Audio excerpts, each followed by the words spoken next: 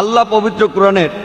সূরা তাওবার 24 নম্বর আয়াতে উল্লেখ করেছেন যে कुल इन कान आबाउकुम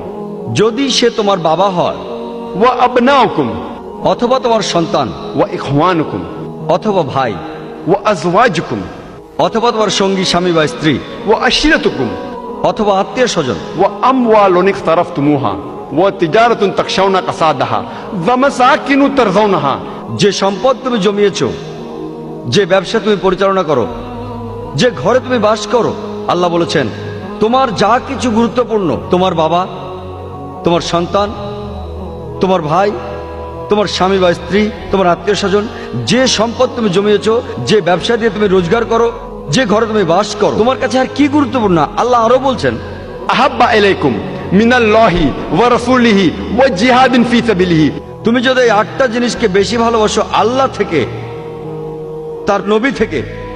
এবং আল্লাহ সুবহানাহু ওয়া তাআলার পথে জিহাদ করো। জিহাদ শব্দটা আবার এখানে এসেছে,